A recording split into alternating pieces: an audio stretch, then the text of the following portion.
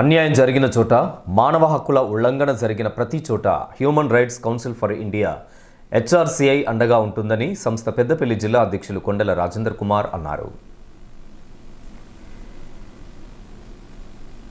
హైదరాబాద్లోని అమీర్పేటలో హెచ్ఆర్సీఐ రాష్ట్ర కార్యాలయం ఏర్పాటు చేసిన సందర్భంగా పెద్దపల్లిలో నిర్వహించిన అత్యవసర సమావేశంలో ఆయన మాట్లాడారు. బాధితులకు న్యాయ సలహాలు, భౌతిక సహాయం అందించేందుకు రాష్ట్ర కార్యాలయం నిరంతరం అందుబాటులో ఉంటుందని తెలిపారు. జాతీయ చైర్మన్ చెన్నుపాటి శ్రీకాంత్, జాతీయ కార్యదర్శి మాదాసు చరేంద్ర మార్గదర్శకత్వంలో ప్రజల సమస్యల పరిష్కారానికి కృషి చేస్తామన్నారు. ఈ యొక్క హెచ్ఆర్సీ సంస్థ నడుస్తుందో, ఈ యొక్క సంస్థలో ప్రతి ఒక్కరు కూడా పాలిభాగస్తులై ఈ యొక్క సంస్థ విధి విధానాలు ఎలా ఉంటున్నాయో మనకు చెప్పడం జరిగింది.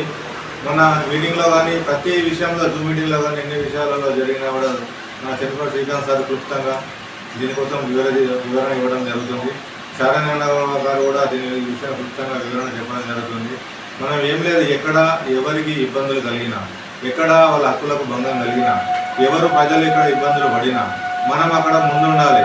ఎంతటి వారైనా ఎదిరించి నిలబడి వాళ్ళకు న్యాయం చేసేంత వరకు మనం పోరాడితేనే ఈ సమస్య యొక్క గౌరవం నిలబడుతుంది. మన చెన్నుపాటి శ్రీకాంత్ గారు కొన్ని కోట్ల రూపాయలు వెచ్చించి ఈ యొక్క సంస్థను స్థాపించడం జరిగింది. కానీ సంస్థను స్థాపించడానికి గల కారణాలు కూడా కొన్ని చెప్పడం జరిగింది. ఆ సంస్థకు సంబంధించి అన్న ఇంతకుముందు ఇండియన్ ఆర్మీలో పనిచేసి వచ్చినారు.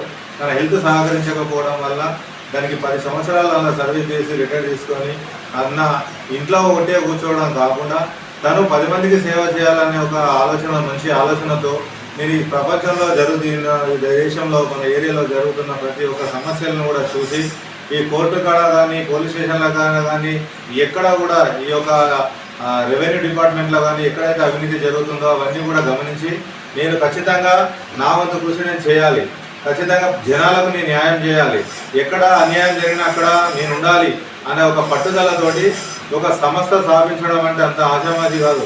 ఒక కుటుంబాన్ని పోషించాలంటే ఎంత ఉంటుందో ఈ ఒక 8,000 10,000 మంది జనాలను ఒక తాటి మీదకి తీసుకొచ్చి నడిపించాలంటే కూడా అది ఎంత కష్టం అనేది కూడా మనం ఒకసారి గ్రహించవలసిన అవసరం ఉన్నది.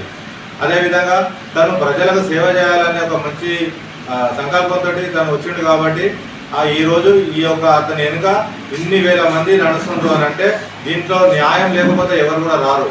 మనకు ఎన్నో ఎన్హెచ్ఆర్సీలు కానీ హెచ్ఆర్సీలు కానీ ఎన్జిఓలు ఎన్నో ఉన్నాయి. మనది ఎన్సిటీ రిజిస్ట్రేషన్, ఢిల్లీ రిజిస్ట్రేషన్, ఇది మనకు వెబ్సైట్ ఉంటుంది. మనం ఎవరైనా కూడా మీరు వెబ్సైట్ ఓపెన్ చేస్తే మా ఫోటోలు సహాయంలో కనబడతాయి, మీరు పూర్తి స్థాయిలో ఎంక్వైరీ చేసుకోవచ్చు.